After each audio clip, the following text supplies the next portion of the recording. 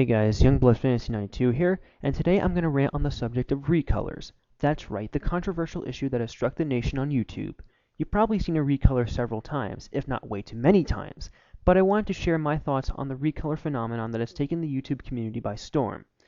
There have been many rants made on this topic, and there have been many rants on how people rant on this topic. People who recolor usually make it a point to attack those that don't like Sonic recolors because A, they don't understand criticism, or B, they can't accept the fact that their work is entirely based off a template that was designed by a person that was not him or her. Recolors usually happen in the Sonic franchise. I don't know why that is the case, but sadly it is. Recolors can actually occur in other franchises besides Sonic. In fact, I've heard of Lucky Star recolors. But because recolors occur ever so often in this franchise, I'll stick with delineating on Sonic recolors.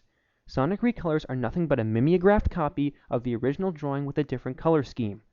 It makes no sense to call that work original when obviously you had to steal a template to do it. It is also funny when a recolor artist states that it's a work of art, when technically it is simply modifying an already existing piece of artwork by superimposing different colors on it.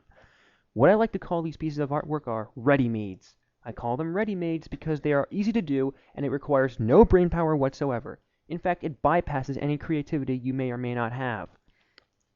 I have actually formulated a theory about all Sonic recolor artists and their intentions.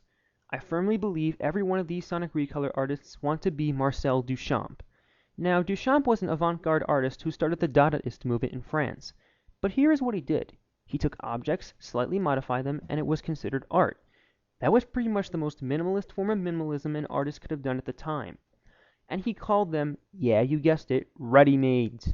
And here's a prime example of his works. Remember Da Vinci's Mona Lisa? Well, slap a mustache, a beard, and a naughty French joke, and what do you get? Well, Duchamp's prized work, LHOOQ, created in 1919. Notice how the artworks are similar. Note how all Duchamp had to do was modify it slightly to make it different. Although this was intended to be parody as well as coarse because of the off-color inscription, the principle is the same. The artwork was created quickly, swiftly, and with an already existing template. The Sonic recolorists are doing the exact same thing. They are taking a Sonic sprite or a screenshot, most likely from Team Artale, and they are slightly changing it to make it look different from the original sprite or screenshot. Then they assign it the drawing a guise of originality, because obviously it is different from Sonic or Shadow, so shut the hell up! These Sonic ready-mades are an excuse for being too lazy to draw a fan character.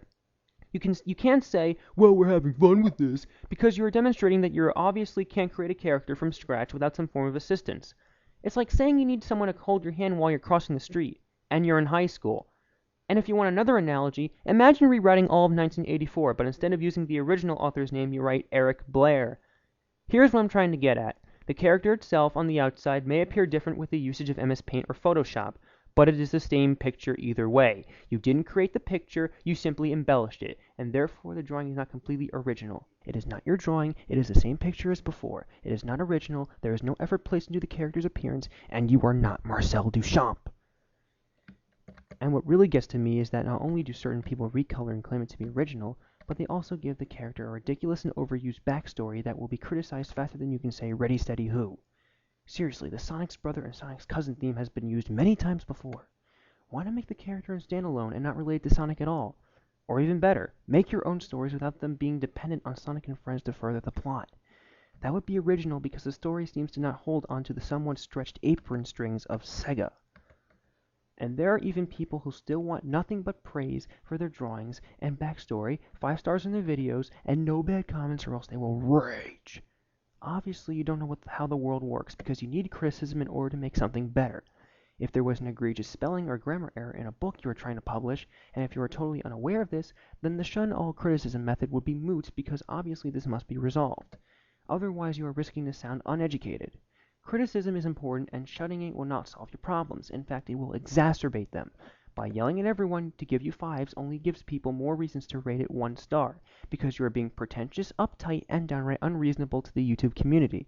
If you have excessively high goals about your recolors and your recolor stories, then don't tell all of YouTube this, otherwise critics and others will have a field day. In short, Sonic ready-mades are poor excuses for art and they can't be considered original. They are simple embellishments of artwork that was actually done from scratch.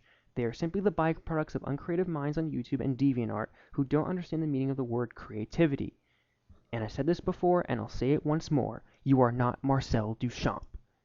This is Youngblood Fantasy 92, and ladies and gentlemen, I'll see you next time.